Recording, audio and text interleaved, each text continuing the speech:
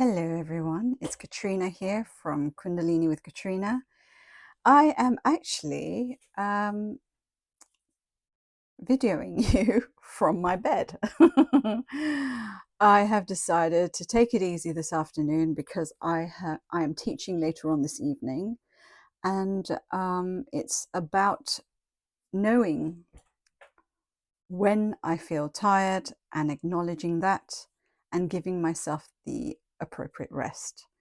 And I think that's important for everyone. Everyone should be doing that. Everyone should be resting when they feel tired, and obviously being active when they feel active. And I think that's the way we should live. But more to the point, as a neurodivergent individual, when you forget or get caught up and don't give yourself enough rest, um, all hell breaks loose. Because what happens is that your nervous system is working at a fuller capacity, and it's causing you to overthink, be overstimulated, and basically, you're forced to be in a place that you are not comfortable with. And I'm a firm believer that whatever we do in life, we need to be comfortable doing it. Because if we're not comfortable, then bad things happen. It's as simple as that. Or we struggle, right? We struggle. Why do you think we mask all the time as a neurodivergent, autistic person? We pretend to be the person we think the other person wants us to be. And over time, that's just not doable, really. It's exhausting, really exhausting, if you can't be yourself. So I'm coming to you as from the capacity of a professional person with an MA with autism, but also with someone who is an undiagnosed woman with autism, nearly 50.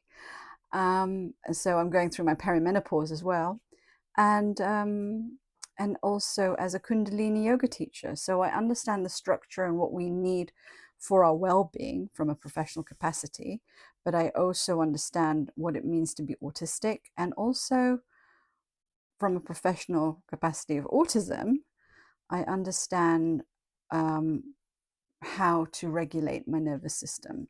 Okay, so I'm going to share with you something I've been working on, which is called the Neurodivergent Burnout Toolkit. At the moment, I have only created one worksheet, which I think is highly valuable, and I'm willing to give it away for free, so that I know that I'm on the right path, and I also know that it's useful to you. And I think it's something that is extremely useful, because the problem that we have with burnout, and also with being neurodivergent, that we catastrophize all the time. The thoughts go on and on in our mind, and we rethink things, and it's often times caused us problems with trying to get to sleep at night, which then affects your brain and how you're able to live the following day.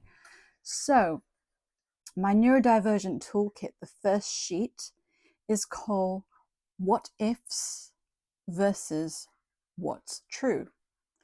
So we get stuck in our head with our own mind, brainwashing us, telling us, oh, this situation is happening. It's really, really bad.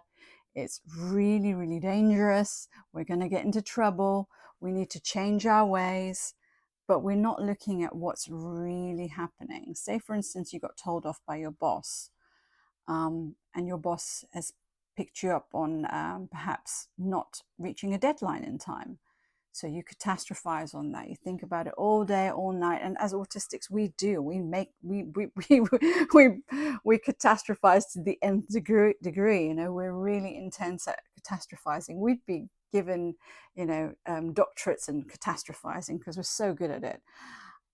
So the objectivity of this sheet is for you to put things in context, because what the problem with autism is that we do not, or we struggle with looking at the actual situation or the problem in context. Your boss may have had a bad day, maybe.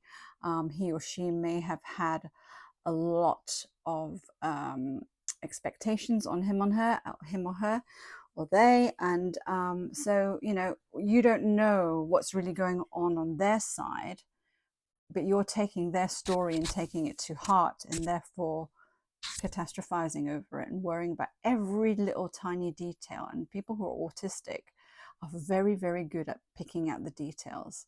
And oftentimes we think about a tiny problem, which could simply be like, oh, you didn't get that piece of work in on time. Could you give it to me at the end of the day? Or could you, it could have been something so simple like that. But then you think about all the details, and your own fears and your own triggers come into play. So it's about removing all of those other things and looking at the actual context of what actually happened. Your boss said to you, I need this in time. Could you get on with it? It's not an insult. It's simply him or her saying, this needs to be done. Could you prioritize it, or something like that? So again, down to executive functioning, which we struggle with, we're not able to process the work. And if we have that on top of a boss saying to us that we need to pull up our socks or need to work faster, we worry about it. We worry intensely about it. So the object of the sheet that I have just created is to remove all that clutter, remove all that jargon or that other stuff that is being brought into the moment, and to focus on what's actually being said and what is actually being demanded of you. So that's the kind of thing that we're looking at. So it's called what ifs versus what's true. So we look at it that way. And so this is the first sheet. I'm hoping to put together a toolkit, which should be several worksheets in them. I'm hoping to make 10 to 20 worksheets in there that deal with the many day-to-day challenges that autistic and neurodivergent overall people struggle with. So if this speaks to you, please like the video, share, subscribe, all that stuff. And just put in the comment box below, heal. Just put the word heal, and I will DM you at the first freebie sheet that I have. So yeah, I would really love to hear from you afterwards and see how you get on, if this is something that has worked for you. And if it hasn't, then that's fine, because I'm happy to learn from yourself if something has worked or not. It also means there's room for improvement on my part. So I appreciate your taking the time to listen to me. And I'm now going to go back and have some sleep. Okay, have a wonderful day ahead and take good care of yourself. Lots of love. Namaste.